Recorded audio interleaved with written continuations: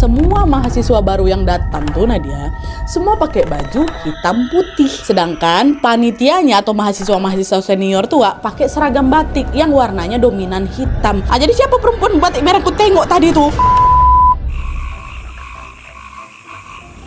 Hai, wassalamualaikum warahmatullahi wabarakatuh. Terima kasih sudah klik video ini.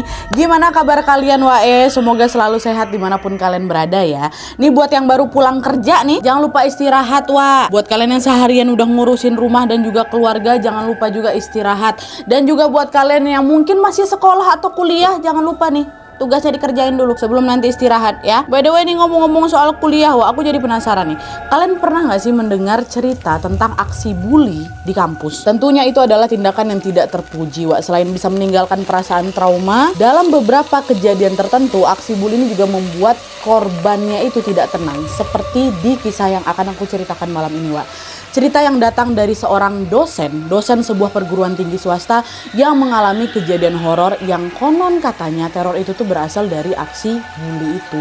Nah, penasaran dengan gimana kisah selengkapnya? Jadi tanpa berlama-lama kita langsung masuk aja ke ceritanya ya.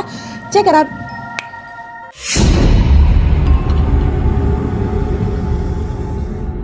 Oke, jadi kisah yang akan diceritakan malam ini dikirim sama kita yang bernama Bu Ayu. Halo Bu Ayu. Nah, kisah ini terjadi pada 10 tahun yang lalu, sekitar tahun 2014 sampai 2015 itu, pada saat Bu Ayu ini menjadi dosen di salah satu kampus swasta yang ada di daerahnya. Dan jujur karena kisah ini tuh berkaitan dengan instansi yang masih berdiri sampai sekarang, aku mau disclaimer dulu kalau semua nama dan lokasi di dalam cerita ini sudah aku samarkan. Ada juga beberapa yang aku sebutin gitu ya. Oke, lanjut. Jadi ceritanya pada suatu hari, pada saat itu tuh Bu Ayu ini pertama kali masuk kerja di kampus ini. Nah, seorang petugas dari bagian administrasi pun segera langsung mengantarkan Bu Ayu ini masuk ke ruangan dosen. Dia kan hari pertama lah gitu ceritanya kan. Nah, di ruangan itu ada 3 deret meja dosen yang masih kosong di barisan belakang. Nah, Bu Ayu lalu diarahkan untuk menempati meja yang di tengah. Nah, sambil mempersilahkan Bu Ayu duduk, si petugas administrasi itu bilang, "Bu, sebelumnya meja ini tuh ditempatin sama Bu Citra, tapi sekarang Bu Citranya udah nggak ngajar di sini lagi, Bu. Gara-gara dia udah diterima jadi dosen PNS di kampus negeri." "Oh gitu ya Mas ya. Ini mejanya udah bersih, udah rapi pula. Berarti barang-barang yang Bu Citra udah pada diberesin semua kan ya?" Kata si Bu Ayu kan. "Oh iya Bu, memang sengaja udah dirapikan semua supaya bisa langsung ditempati sama Bu Ayu." "Ya udah, kalau kayak gitu saya pamit dulu ya Bu ya," kata si petugas administrasi itu. "Oh iya, makasih ya Mas," kata gitu. Dah lah tuh. Nah, setelah petugas administrasi itu pergi, Bu Ayu pun biasalah dia langsung nata barang-barang bawaan dia di mejanya bekas Bu Citra itu. Lalu pada saat lagi beres-beres itu, Bu Ayu ini sadar kalau ternyata tepat di samping mejanya ada satu loker besi yang terkunci. Jadi bentuknya tuh macam mirip brankas lah gitu kalau kata Bu Ayu kan. Ini nih pasti lokernya Bu Citra dulu nih. Tapi kok kuncinya nggak ada ya? Di mana ya kuncinya? Harusnya kalau Bu Citra pindah dan juga bawa semua barangnya, loker ini jadi punyaku nih. Tapi kok nggak ada kuncinya? Kata si Bu Ayu. Tapi setelah dicari kemana-mana, kunci itu tetap nggak ada. Aku cari di laci nggak ada, Nadia. Aku cari tempat-tempat lain nggak ada. Ini kan harusnya jadi punyanya si Bu Ayu kan, bisa naruhin barang-barang penting lah gitu. Ini nggak ada kuncinya. Nah, di situ Bu Ayu mikir, oh ini mungkin lokernya masih dipakai orang lain mungkin, makanya dikunci, ya kan? Dah, Bu Ayu pun nggak ambil pusing lah dengan loker itu. Dia pun segera menyibukkan diri dengan berbagai persiapan mengajar. Meski jadwal mengajarnya itu cukup padat, Bu Ayu berhasil melewati 2 minggu pertamanya di sana dengan lancar-lancar aja. Lalu pada saat memasuki minggu ketiga, disinilah keanehan di kampus itu mulai terjadi. Nah, jadi nih suatu hari pada saat Bu Ayu ini lagi istirahat di meja kerjanya itu, seorang petugas akademik, ini namanya Pak Anto, si petugas akademik ini datang ngampirin dia. Dia bilang, "Bu Ayu, maaf, apa di sini ada berkas milik mahasiswi yang namanya Melati ya? Barusan saya cari berkasnya di ruang arsip, nggak ada Bu." Nah, Melati ini mahasiswi bimbingan akademiknya Bu Citra. Barangkali berkas-berkasnya masih kebawa sama Bu Citra, katanya. "Oh maaf Pak Anto, waktu pertama kali saya datang ke meja ini sih udah bersih, saya nggak ada lihat dokumen apa-apa." Nah, terus Pak Anto ini ngelirik tuh ke arah loker besi yang ada di samping mejanya Bu Ayu itu. Pak Anto bilang, "Mungkin berkasnya ada di dalam situ Bu, boleh nggak saya cek?" Kata Pak Anto. "Oh iya boleh silakan. Tapi maaf Pak, kuncinya." Nah, waktu dia ngomong kayak gitu, kunci itu rupanya ada dekat berkas dekat loker tuh. Nah, kata si Bu Ayu, lagi ngegantung dekat situ loker tuh. Kaget lah, loh, kok kuncinya ada di sini. Pak Anto tadi yang taruh kuncinya di sini, kata Bu Ayu lagi. Nah Pak Anto agak bingung tuh. Enggak Bu, selama ini kuncinya memang ada di situ terus kok Bu, nggak pernah dipindahkan kemana-mana, kata si Pak Anto. Ya udah Bu, kalau gitu saya izin buka lokernya ya, barangkali ada berkas melati di dalam situ ya. Nah pada saat loker itu terbuka, di dalamnya memang betulan terdapat beberapa berkas yang dibungkus gitu menggunakan map plastik.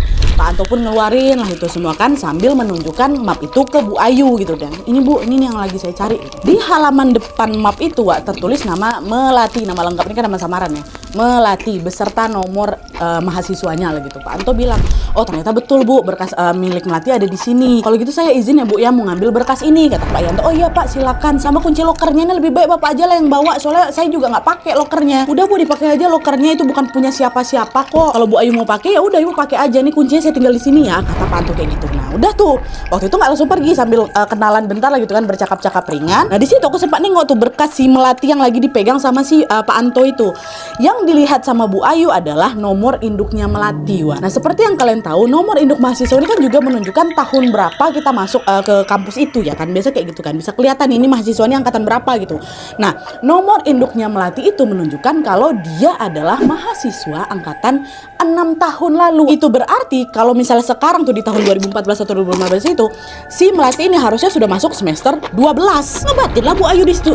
Udah semester 12 kok belum lulus-lulus. Pantas aja nih Pak Anto nyari-nyari berkas dia. Pasti sekarang si Melati ini lagi berurusan sama pihak akademi kampus. Pikirnya Bu Ayu kayak gitu. Dah lah tuh. Pokoknya di situ Bu Ayu sempat ngelirik, oh ini anak tuh anak angkatan 6 tahun lalu gitu kan. Dah. Beberapa hari setelah Pak Anto ngambil berkas punya si Melati dari dalam lokernya Bu Ayu itu, pada suatu siang di hari yang berbeda, Wak, Pak Anto ini tiba-tiba datang lagi, ngampirin Bu Ayu lagi. Dia bilang, Bu, mohon maaf Bu, saya mau ambil berkasnya Melati, kata gitu loh. Bukannya kemarin berkasnya udah sama Pak Anto, kata Bu, orang kemarin kan udah diambil. Nah di situ Pak Anto tuh agak beda, Wak. Dia langsung main dibukanya aja loker itu tanpa menjawab pertanyaan Bu Ayu itu. Lalu pada saat loker itu terbuka, ternyata di dalamnya masih ada berkas-berkas punya si Melati. Bu Ayu nanya lagi, oh kemarin udah Bapak kembaliin lagi ya di sini. Soalnya kan memang berkasnya hari itu ada lagi kan, walaupun kemarin udah diambil sama si Pak Anto. Berarti pada suatu waktu mungkin Bu Ayu lagi nggak ada di meja, udah dikembaliin lagi itu di situ. Nah waktu dibilang kayak gitu sama Bu Ayu, Pak Anto diam, Wak. Yang ada dia macam tergesa-gesa gitu loh. Nah dia ngambil berkas itu terus udah pergi aja kayak gitu. Dan hal itu terjadi lagi, Wak, di keesokan harinya di jam yang sama. Lagi-lagi Pak Anto ini datang lagi, Bu, saya mau ambil berkasnya Melati. Belum sempat aku jawab apa-apa, Nat, kata Bu Ayu kan. Pak Antoni langsung buru-buru dibuka loker itu. Waktu loker itu terbuka, sama juga nih tengok ada berkas Melati di dalam loker tuh. Bu Ayu bilang, kenapa berkasnya selalu dikembalikan lagi ke loker, Pak? Kalau memang pihak akademi ini memang ngebutuhin berkasnya Ayu nih berkali-kali, ya udah bawa aja, nggak usah dikembaliin lagi ke sini. Dan nggak perlu juga izin-izin sama saya terus gitu. Udah agak risih tuh, Nat, aku di situ, kata Bu Ayu kan. Nah di situ tanpa menjawab apa-apa, Pak Anto ini hanya menatap Bu Ayu dengan tatapan bingung sekaligus takut. Aku masih ingat kali, Nat, ekspresinya dia, kata Bu Ayu kan. Lalu sesaat kemudian Pak Anto udah main pergi aja tuh dari sana. Nah karena di sini nih posisinya Bu Ayu udah mulai ngerasa keganggu dengan sikap Pak Anto yang bolak-balik ngambil berkasnya si Ayu ini, berkasnya si Melati ini. Akhirnya di situ Bu Ayu inisiatif, dia minta tolonglah ke seorang petugas untuk pindahin aja nih loker ini, nggak usah di sini. Taruh aja kalau perlu di ruang akademik, saya juga nggak pakai kali kok ini lokernya. Dah dipindahin lah ini sama si petugas kan. Nah terus Wak, ini masih di hari yang sama juga ya, pada saat si loker ini mau dipindah, menjelang sore hari seorang teman sesama dosen, dosennya Bu Ayu ini tiba-tiba datang menyampaikan sebuah kabar duka ya. Katanya 3 hari yang lalu ada salah satu mahasiswa kampus yang ditemukan meninggal dunia. Nah karena Bu Ayu waktu itu terbilang masih dosen baru, dia pun belum mengenal banyak mahasiswa di situ, Wak. Bu Ayu ini pun nanya lah kawan-kawan dosen seniornya itu, maaf bapak-bapak, ibu-ibu, nih mahasiswa yang meninggal ini siapa namanya? Oh dia tuh mahasiswa angkatan tua, Bu. Pasti Bu Ayu juga belum pernah ketemu nih kayaknya sama dia. Namanya Melati, gitu. Nah pada saat nama Melati itu disebut, disitulah jantungnya jantung Bu Ayu itu bener-bener ya Allah, ini kan mahasiswa yang kemarin berkasnya dibolak-balik diambil sama Pak Anto nih. Apa dia tiba-tiba meninggal nih gitu kan. Nah dari teman-teman sesama dosen, Wak, Bu Ayu mendengar cerita bahwa katanya semasa si Melati ini kuliah, dia itu sering gak berhasil menyelesaikan tugasnya gitu loh, Wak, termasuk skripsinya. Lalu karena ngerasa tertekan entah kayak gimana, dia mungkin ngerasa terpukul dengan semua kegagalan itu, si Melati ini memutuskan untuk cuti kuliah dulu. Nah nggak ada yang tahu gimana pastinya keadaan selama si Melati ini tuh Nggak ada yang tahu pasti gimana keadaannya si Melati selama dia cuti, Wak. Sampai akhirnya orang-orang kampus ini dengar kabar kalau ternyata 3 hari yang lalu si Melati ini udah meninggal. Nah, karena pada saat itu Melati ini masih berstatus sebagai mahasiswa, pihak kampus pun ya pastinya bertanggung jawab lah itu kan untuk mengembalikan semua berkas-berkas kuliahnya kuliahnya siapa si Melati ini ke pihak keluarga. Akhirnya di hari itu sepulang mengajar, setelah mendengar berita kabar duka itu, para dosen pun sebagian dari mereka berencana mau pergi nih ke rumah duka untuk bisa mengantarkan berkas-berkasnya Melati, sekaligus juga menyampaikan pesan bela sungkawa ke pihak keluarga Melati. Bu Ayu juga ikut waktu itu, Wak, ke rumahnya Melati.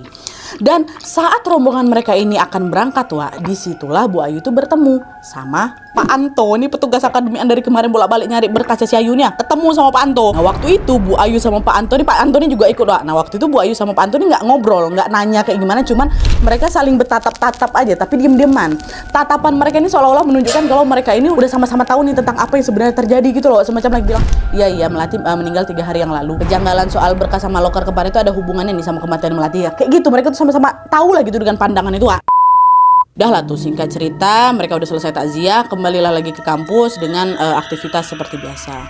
Terus 2 hari setelah mereka pergi ke rumah duka itu, Wak, kampus ini sedang mengadakan acara seminar untuk menyambut mahasiswa baru. Nah, seminar ini masih dalam rangkaian acara ospek kata Bu Ayu, Wak, tapi hanya diikuti oleh mahasiswa baru aja dari jurusan yang diajar sama Bu Ayu. Nah, di acara seminar itu salah satu panitia meminta Bu Ayu itu untuk mengisi materi. Dan karena jadwal ngajarnya ini lagi lumayan senggang, Bu Ayu pun menyetujui permintaan itu, Wak. Ya oke lah, nanti akan saya siapkan. Nah, terus di hari H acara, Bu Ayu sengaja datang lebih pagi, Wak, untuk nyiapin materi tadi, untuk nyiapin LCD, cek sound dan lain sebagainya. Acara itu, Wak, dilaksanakan di aula. Dan pada saat Bu Ayu udah sampai sana, aula tuh udah ramai kali nih sama mahasiswa senior tapi yang jadi panitia. Nah, mereka juga ikut tuh membantu si Bu Ayu dalam menyiapkan sebuah kebutuhan yang diperlukan. Nah, pas Bu Ayu ini lagi siap-siap sambil membaca materi yang ada di laptopnya itu, Wak, dari sudut matanya sekilas Bu Ayu ini nengok macam ada perempuan pakai baju batik merah, macam lagi berlari-lari kecil gitu di lorong sampingnya aula itu. Nah, di situ Bu Ayu nggak mikir aneh-aneh karena ya pasti dia ngeduga kalau mungkin perempuan itu adalah salah satu panitia acara atau mahasiswa baru yang nanti akan datang ke seminarnya itu gitu kan, pasti mikirnya kayak gitu. Dah lah tuh, sekitar setengah jam kemudian aula sudah dipenuhi itu sama peserta seminar. Dan setelah memastikan semua peserta itu datang, Wak, panitia ini segera membukalah acara itu dengan berdoa. Terus ada sambutan dari ketua panitia juga, ice breaking dan lain-lain. Pokoknya belum masuk ke acara inti nih ya. Nah, sembari nunggu acara itu dimulai, Wak, Bu Ayu sempat memperhatikan seluruh hadirin atau mahasiswa-mahasiswa yang datang. Terus disitulah Bu Ayu ini udah nengok, kayak ada yang janggal gitu. Di situ Bu Ayu ini sadar kalau ternyata pada saat itu semua mahasiswa baru yang datang tuh, Nadia, semua pakai baju hitam putih. Sedangkan panitianya atau mahasiswa-mahasiswa senior tuh, Wak, pakai seragam batik yang warnanya dominan hitam. Nggak ada satupun dari mereka yang pakai baju batik merah. Nah, jadi siapa perempuan batik merah aku tengok tadi tuh? Nah, Bu Ayu waktu itu sempat menduga kalau si perempuan berbatik merah itu adalah mahasiswa dari jurusan lain mungkin, Nat, gitu kan. Tapi dugaan itu langsung terpatahkan, Wak, pada saat Bu Ayu ini sadar kalau hari itu waktu seminar itu bertepatan di hari Sabtu. Semua mahasiswa dari jurusan-jurusan lain memang lagi libur, Wak. Satu-satunya jurusan yang sedang mengadakan seminar di kampus itu ya cuman kelasnya Bu Ayu itu aja lah gitu, ibaratnya cuman mereka aja. Dan mereka yang datang juga pakai seragam. Mahasiswa pakai baju putih, bawahannya hitam, panitia pakai batik hitam. Nah, menyadari ada kejanggalan di situ, Bu Ayu tuh udah mulai kayak nggak enak gitu lah perasaannya. Tapi karena Bu Ayu nggak mau acara seminar itu terganggu apa kayak gimana gitu kan, Wak, dia pun berusaha untuk mengabaikan semua pikiran buruknya. Lalu tanpa terasa acara inti pun masuk, acara inti dimulai lah gitu. Nah, dengan dibantu panitia, Bu Ayu pun menayangkan lah materi-materi yang memang sudah dia siapkan menggunakan LCD dan juga proyektor. Dan setelah semuanya siap, Bu Ayu pun menyampaikan lah itu materi seminarnya dengan penuh semangat. Nah, terus, Wak, di tengah acara tiba-tiba listrik mati. Sehingga materi tadi yang nggak bisa ditayangkan pakai LCD lah ya kan. Waktu itu nggak malam, Wak, ya siang-siang kayak gitulah. Mati nih. Akhirnya nih supaya seminar itu tetap bisa dilanjutkan, di hadapan para mahasiswa-mahasiswa baru ini Bu Ayu bilang, kalian semua udah masuk ke grup WhatsApp angkatan kan? Kalau gitu nanti ibu bakal ngirim materi tadi ke ketua angkatan. Nanti tolong materinya di-share di grup ya, kata Bu Ayu gitu. Nah setelah mengatakan itu, Bu Ayu balik badan lah ini Wak, diambil HP-nya. Nah terus pas saat Bu Ayu ini mau ngirim materi PowerPoint itu ke ketua angkatan, tiba-tiba Bu Ayu dengar ada salah satu mahasiswa perempuan, ini dia suaranya, dia ngomong kayak gini, "Bu, saya belum masuk grup," katanya. Nah karena waktu itu posisi aku lagi ngebelakangin mahasiswa, nanti aku nggak tahu siapa yang ngomong kayak gitu kan ya. Aku nggak nengok nih mahasiswi mana yang ngomong kayak tadi gitu kan. Lalu pada saat si Bu Ayu ini balik badan dan menatap ke arah mereka semua, Bu Ayu nanya, "Tadi siapa yang belum masuk grup?" Katanya, "Tolong segera lapor ya ke ketua angkatannya biar materinya kalian terima semuanya. Ini materi udah Ibu kirim nih," kata Bu Ayu. Nah dengar ucapan Bu Ayu, seluruh peserta di sana dan juga panitia seminar langsung saling pandang Wak, satu sama lain. Bingung mereka. Terus salah satu panitia ngampirin Bu Ayu lah. Dia bilang, "Bu, maaf, semua mahasiswa baru udah masuk grup WhatsApp kok Bu," katanya. "Loh, terus tadi siapa yang bilang belum masuk grup?" "Nggak Bu, nggak ada yang bilang kayak gitu. Dari tadi kami cuma diam aja kok sambil nunggu Ibu ngirim materi," kata si panitia ini. Di situ Nat aku akhirnya sadar, bentar lu. Berarti tadi itu suara siapa? Aku dengar kali sejelas itu kok. Dia bilang, "Bu, saya belum masuk grup," katanya. Ganggu apapun ya kayak gitu. Oke, mungkin aku salah dengar tadi kata Bu Ayu. Udahlah, abaikan aja gitu. Cuma perasaan aku makin gak enak di situ. Udahlah tuh, sambil berusaha terlihat tenang, Bu Ayu pun mencoba melanjutkan seminarnya lagi, Wak. Terus hanya paling selang beberapa saat kemudian ada dia baru nyala lagi nih listrik. Nah di tengah terangnya sorot lampu ruangan itu, sekilas nih ya Bu Ayu nengok, Wak, ada seorang perempuan berbatik merah yang tadi dia nengok berlari-lari itu lagi duduk di antara barisan para mahasiswa-mahasiswa baru itu. Aku yakin betul lah dia kalau itu tuh perempuan yang aku tengok tadi di lorong tuh. Tapi waktu Bu Ayu ini mau mencoba memfokuskan pandangannya ke si perempuan itu, tiba-tiba nggak ada gitu loh. Mana nih, perasaan tadi ada di situ lah, kayak gitu lah, hilang. Ini memang nggak betul nih. Aku halusinasi atau kayak gimana ya? Udah makin nggak enak lagi lah itu kan perasaan Bu Ayu. Nah karena masih penasaran, keesokan harinya Bu Ayu ceritalah semua kejadian kejanggalan itu ke beberapa dosen senior khusus ya. Bu Ayu nanya lah, Ibu bentar loh, apa kampus kita ini ada seragam batik warna merah kah? Katanya. Mereka jawab, kalau seragam resmi sih nggak ada Bu, tapi biasanya mahasiswa-mahasiswa di situ tuh sering buat seragam batik sendiri gitu loh untuk keperluan acara mereka. Jadi seragamnya juga bisa beda-beda warnanya Bu, tergantung kesepakatan angkatan gitu lah. Oh, berarti belum tentu warna batiknya itu merah ya? Iya Bu, belum tentu kayak gitu. Soalnya kan seragamnya bisa beda-beda tiap angkatan, suka-suka mereka gitu, kesepakatan mereka kayak gimana gitu, kata si dosen senior ini. Terus Bu, kalau yang warna batik merah tuh angkatan berapa? Kata si Bu Ayu. Waduh, kalau misalnya soal itu saya nggak hafal betul Bu, banyak kali mahasiswa di sini sampai juga aku sering lupa mereka tuh angkatan berapa. Bu Ayu penasaran, ini betulan mahasiswa sini apa enggak kayak gitu loh. Nah sejak mengalami kejadian janggal di seminar itu, entah kenapa bayangan tentang si perempuan berbatik merah ini selalu menghantui pikirannya Bu Ayu. Dan anehnya lagi nih setiap kali Bu Ayu ini lagi ngajar, sekilas pandangnya dia, aku tuh selalu ngelihat ada perempuan batik merah yang lagi duduk tuh di antara mahasiswa-mahasiswa aku. Aku tuh macam ngelihat ada dia gitu loh. Cuman waktu ini ada dia di situ tuh, nggak ada. Jadi misalnya aku lagi ngajar, aku nggak ada bisnya, aku kayak nengok dia nih, tapi waktu aku balik lagi nggak ada. Dia kayak dihantui sama bayangan si perempuan batik merah ini, Wak. Dan peristiwa itu nggak cuma terjadi sekali dua kali ya. Si sosok perempuan batik merah ini selalu muncul lagi di setiap kelas pada saat Bu Ayu ini lagi ngajar. Hampir setiap kelas yang aku ajarin dia pasti ada bayang-bayangan dari si batik merah ini. Akhirnya kan udah nggak tahan lah lagi kan dengan semua kejadian ini, kan jadi nggak fokus juga Bu Ayu ini kan. Pada suatu hari Bu Ayu pun memutuskan untuk bertanya langsung ke seseorang yang Bu Ayu yakin pasti dia tahu sesuatu tentang ini semua. Siapa? Pak Anto. Kamu lah mau Pak Anto. Jadi waktu itu suatu siang pada saat memasuki jam istirahat, Bu Ayu ini sengaja pergi dia ke ruang akademik untuk temuin Pak Anto. Sambil basa-basi bentar lah gitu. Pak Anto, udah siang kayak gini nggak mau makan Pak? Makan di kantin yuk, saya traktir katanya. Nah untungnya waktu itu Pak Anto ini macam udah paham gitu loh maksud aku, Nat. Nggak mungkin nih Bu Ayu dengan randomnya ngajak aku makan, traktir aku makan, pasti ada maksud lain yang mau Bu Ayu ini sampaikan atau ngobrolin sama aku. Dah, Pak Anto pun terimalah, mengiyakanlah ajakan Bu Ayu.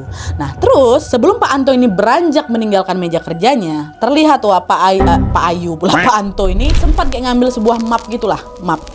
Di situ sebenarnya aku udah heran, mau makan ke kantin aja ngapa? Aku bawa map apa nih? Untuk sementara waktu Bu Ayu mencoba menahan rasa penasaran. Nggak ada ditanya itu mapnya buat apa, diam aja aku. Nah terus waktu mereka udah nyampe di kantin, langsung ditanya sama Bu Ayu kan, Pak itu map apa Pak? Ngapain Bapak bawa ke sini? Katanya. Situ Pak Anto cuma tersenyum tipis aja.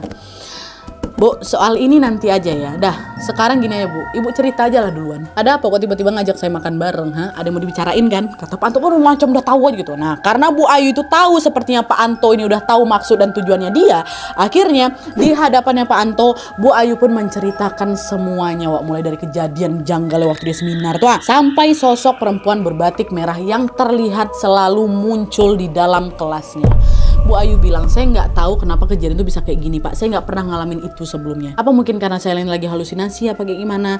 Tapi makin lama saya biarin Pak, saya makin terganggu dan saya juga jadi makin penasaran. Pak Anto nanya dulu, perempuan berbatik merah yang Bu Ayu lihat itu ciri-cirinya kayak gimana? Nah itu Pak, kalau soal itu saya kurang tahu. Soalnya setiap kali saya mau tengok nih wajah dia, nggak usah lah wajah dia dulu, wujudnya ada duduk situ ya, nggak ada kok, dia hilang. Saya cuma ngeliat sekilas aja Pak, kadang dari sudut mata saya, kadang waktu saya lagi ngelengah kayak gini. Cuma nih Pak, yang paling saya ingat dia pakai batik warna merah. Terus rambutnya panjang, macam panjang gitu lah. Terus dari posisi duduknya sekilas saya ngelihat kayak dia nggak terlalu tinggi. Dengan cerita itu, Pak Anto pun datang, baru diambilnya map tuh, dibuka lah map tuh. Map yang dibawa tadi tuh Dari sekian banyak berkas-berkas yang menumpuk di dalam map itu, Pak Anto dikeluarinnya lah selembar foto, ditengokin lah ke Ayu. Pak Anto bilang, ini bukan Bu perempuan yang Ibu lihat. Nah, sambil menatap perempuan yang ada di foto itu, wah di situ merinding aku. Kenapa aku bisa langsung merinding? Karena di foto itu si perempuan ini udah pakai baju merah, batik merah. Itu yang bikin aku merinding. Jangan-jangan dia nih ya kan. Bu Ayu bilang, saya nggak tahu betulan dia apa enggak, tapi yang saya tandain ini Pak, rambut dia sama bajunya. Kayak betulan dia lah Pak. Karena saya nggak bisa ngeliat wajahnya. Ini siapa Pak? Siapa dia? Bu, inilah Melati Bu. Ini Melati. Dan seragam batik merah ini seragam angkatannya. Apa nggak langsung keringat dingin aku nanti waktu nama Melati itu disebut. Wah, ya bilang lagi loh Pak, dia kan mahasiswa yang belum lama ini meninggal kan Pak. Kenapa dia jadi ngikutin saya? Saya nggak tahu pasti kenapa Melati ngikutin Ibu ya. Tapi memang ada cerita Bu yang harus Bu Ayu tahu. Cerita apa Pak? Udah bilanglah semua sama saya. Situ Pak Anto pun bercerita ya. Jadi ini menurut keterangan Pak Anto ya, kata Bu Ayu.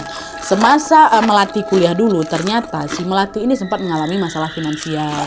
Melati pun memilih buat cuti, dia kan cuti agar dia bisa bekerja mencari uang. Nah awalnya ya cuman sebatas itu aja orang-orang tahu tentang Melati Wak. Tapi belakangan akhirnya ketahuan lah kalau masalah yang Melati hadapi itu ternyata jauh lebih kompleks lagi.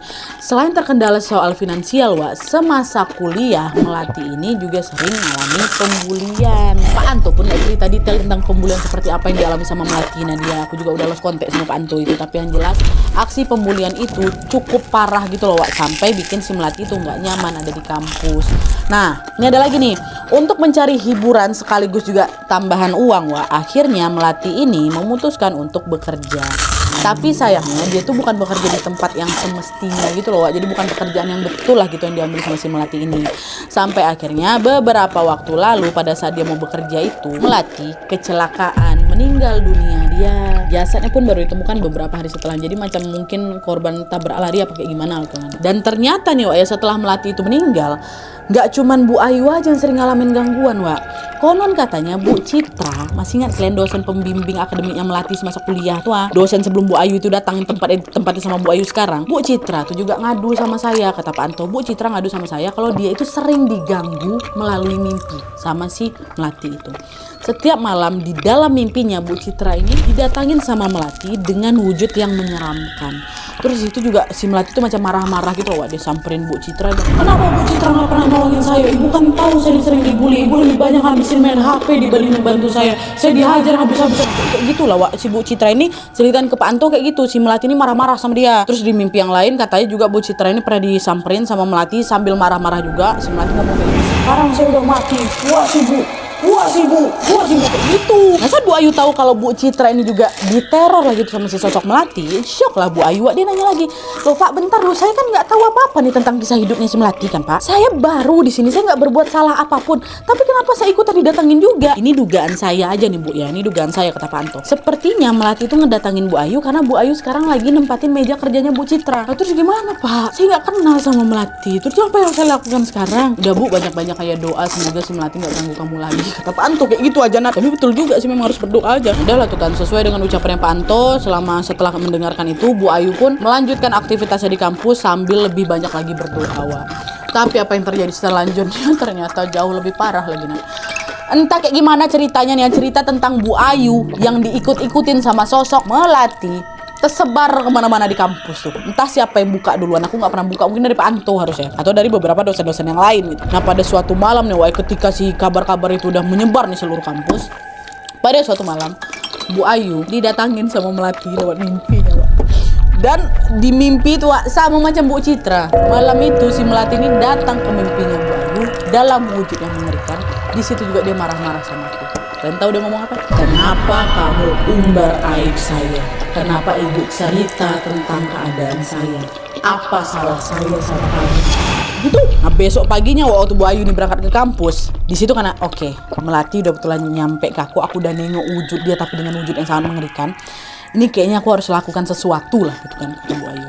Dan di situ di pagi itu Bu Ayu memutuskan di hari itu Nadia aku harus minta maaf ke Melati. Minta maaf ke Melati. Sambil duduk di meja kerjanya itu, Bu Ayu diam, pejamkan mataku. Dalam hatinya Bu Ayu bilang, Melati, maafkan saya. Saya nggak ada maksud buat ngumbar aib kamu. Semoga kamu bisa tenang di sana. Saya selalu berdoa untuk kamu. Jadi tolong jangan ganggu saya lagi. Ya, begitu. Dan tepat setelah Bu Ayu ngatain itu di dalam hatinya, Wak, tiba-tiba dia ngerasa macam ada angin gitu loh. Angin bertiup di sekeliling leher aku nih. Terus masih dalam posisi mata terpejam, Wak, Bu Ayu dengar ada suara pintu dibanting. Kayak gitu, refleks langsung buka lah matanya. Dan saat dia menoleh ke sekelilingnya, Wak, semua dosen yang ada di ruangan itu terlihat biasa aja lagi aktivitas biasa, soalnya tidak terjadi apa-apa. Dan selain itu pintu ruang dosen itu juga dalam keadaan tertutup biasa. Nah itu tadi suara apa yang aku dengar tuh? Terdengar jelas ada brak kayak gitu. Entah itu perasaan aku aja, entah aku salah dengar, tapi itu yang aku dengarnya dan aku masih ingat semua suara itu. Tapi yang jelas setelah Bu Ayu menyampaikan permintaan maafnya itu kepada Melati, sejak saat itu Bu Ayu udah nggak pernah lagi digangguin, udah nggak pernah diliatin lagi, udah nggak pernah gangguin, udah nggak pernah didatangin lagi dari mimpi, udah hilang. Oke, Wak, jadi itu tadi pengalaman horor dialami sama Bu Ayu saat dia menjadi dosen. Ini adalah kejadian yang gak pernah Bu Ayu lupakan sampai sekarang katanya, Wak. Meskipun kejadian udah 10 tahun yang lalu, Nadia, kisah tentang Melati ini masih sangat melekat kali dalam hati aku. Dan sampai hari ini setiap kali Bu Ayu mengajar, Wak, dia itu selalu menyampaikan pesan ke mahasiswa-mahasiswinya untuk jangan pernah melakukan aksi bully kepada siapapun. Dan pesan inilah yang juga ingin Bu Ayu sampaikan ke kita semuanya, Wak, ke Wawa Nadia katanya. Ambil baik-baik pesannya, Wak, ya. Jangan pernah melakukan bully, jangan menindas yang lemah, dan ingatlah selalu tolong menolong terhadap sesama. Oke, dan ayo sama-sama jangan lupa kita doakan semoga Melati tenang di sana. Amin ya rabbal alamin. Oke, Wak, jadi itu tadi kisahnya. Terima kasih banyak yang sudah menonton. Kalau kalian suka video ini, klik like-nya. Jangan lupa komen di bawah untuk ide dan saran-saran untuk selanjutnya. Jangan lupa nyalain notifikasinya supaya kalian tahu kalau aku upload video baru. And as always, jangan lupa untuk klik tombol subscribe supaya kalian sama-sama tahu informasi menarik dan menegangkan dari channel aku. See you next video, Wak. Bye.